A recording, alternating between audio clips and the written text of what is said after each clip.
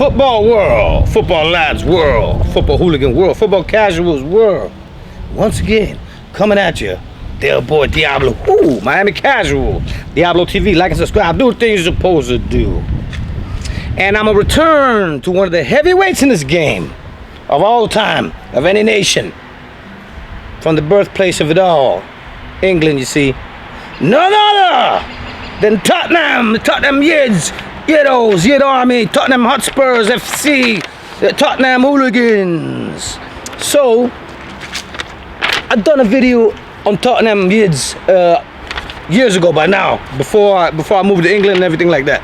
Before the Vice documentary, Thing about it is, I knew something about it, which is that I knew that it had Jewish background and that people would go on their Sea Island and stuff, Chelsea Headhunters, other Nazi type of firms or whatever like that. Not saying that Chelsea Headhunters is completely a Nazi firm, but yeah, you know, there's no question about it.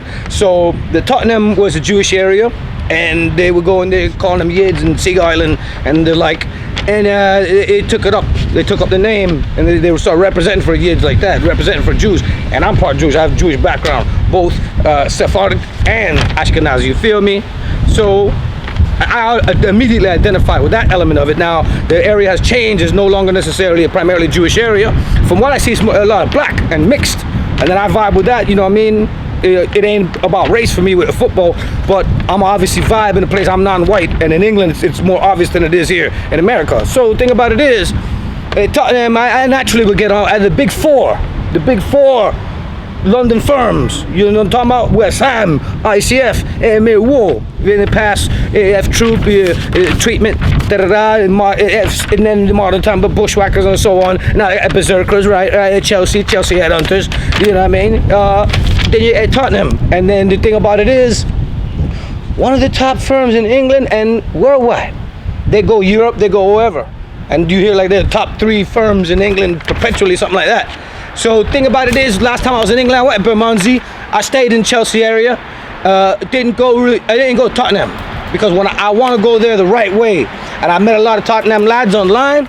All of them being mad cool to me and stuff. One homie said he gonna send me a team jersey and everything. I don't necessarily wear that, but I would respect it and I would love to have it. He said he gonna put my name on the back.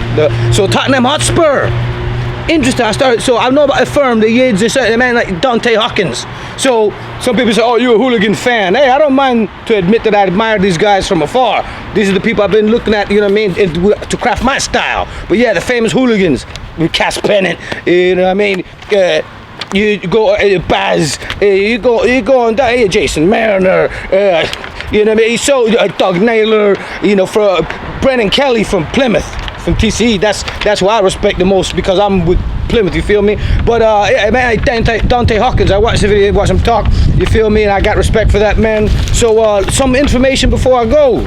I'll open up the conversation. Bottom line, Tottenham hard since day one and perpetually. They ain't going nowhere. Now here's the thing about it. Hotspur, I don't understand the name, didn't understand the name. So formed in 1882 by some 13 and 14-year-olds. Some kids started at Tottenham Football Club. And why is it called Hotspur? I thought that maybe they were racing horses. No, Shakespeare, Sir Harry Hotspur. There's a guy, Sir Harry Hotspur, and that's his own story. But that's where they get a name from. Yeah, it's fascinating. So I'm gonna leave it right there. We're talking about Tottenham Yids. Respect, you know what I mean? I would like to come sometime out there if I'm invited, and we go from there. Cheers.